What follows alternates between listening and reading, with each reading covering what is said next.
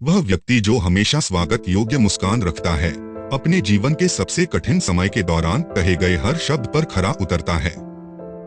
जिस व्यक्ति ने एक ऐसी कंपनी बनाई जिसकी बाजार में वर्तमान कीमत $3 बिलियन है, वह कोई और नहीं बल्कि भारत की सबसे बड़ी फिनटेक कंपनी पेटीएम के सह संस्थापक और सीईओ विजय शेखर शर्मा हैं। पेटीएम और कुछ नहीं बल्कि एक सपना था जो उसने तब देखा था जब वह अपनी जेब में सिर्फ 10 रुपए के साथ गुजारा करने के लिए संघर्ष कर रहा था। हालांकि अगर आपको लगता है कि विजय के लिए $3 अरब की कंपनी बनाना, तो ऐसा बिल्कुल नहीं था।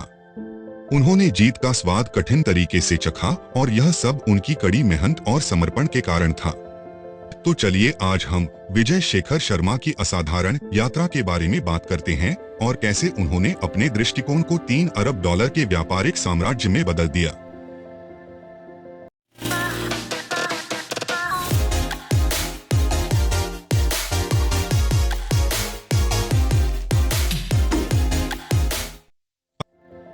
आज व्यवसाय जगत में सबसे प्रभावशाली लोगों में से एक बनने की उनकी यात्रा की शुरुआत से ही जीवन ने उनकी परीक्षा ली।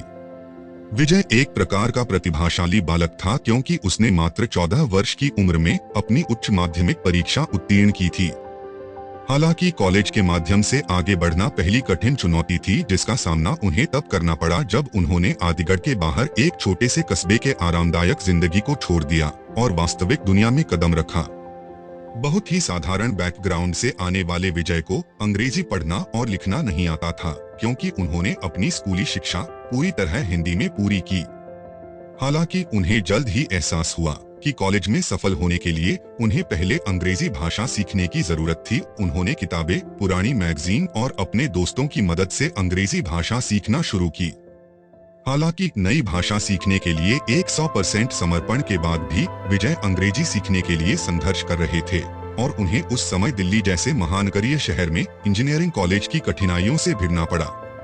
आमतौर पर उनकी ऐसी परिस्थिति में कोई भी हार मान लेता, लेकिन विजय कुछ और थे।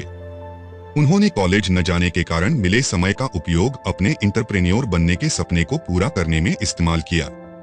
अज्ञात कठिनाइयों को चुनौती देने में विश्वास रखने वाले विजय ने इंटरनेट को अपना खेल का मैदान और सबीर भाटिया और याहू को अपनी प्रेरणा बनाया।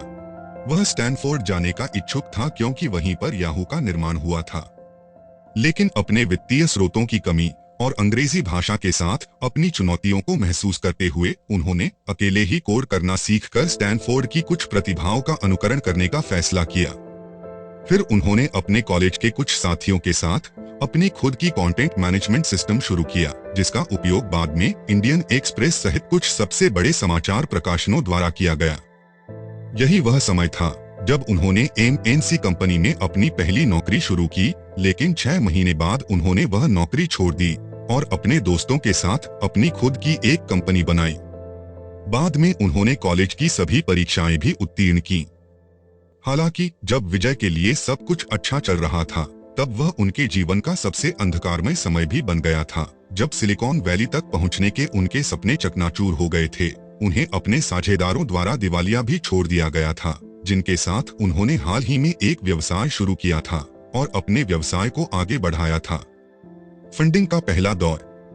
बाद में 2005 में उन्होंने अपने कारोबार के माध्यम से 8 लाख की भारी राशि जुटाई, जिसमें से उन्हें अपनी कंपनी में 40% इक्विटी दे दी गई। इस समय विजय तबाह हो गया था, लेकिन विजय इतनी आसानी से हार मानने वाले व्यक्ति नहीं थे। गुजारा करने के लिए वह दिल्ली में कश्मीरी गेट के पास एक होटल में रहते थे, खाना छोड़ देते थे और राज्य के दक्षिणी हिस्से में काम या बैठकों में भाग लेने के लिए लंबी दूरी तय करते थे। उनके जीवन में एक अच्छा दौर आया। पेटीएम के अच्छे ग्रोथ की वजह से उनके जीवन में 2011 में यूरेका क्षण आया, जब उन्होंने अपने बोर्ड के सामने भुगतान पारिस्थितिकी तंत्र में प्रवेश करने का विचार रखा।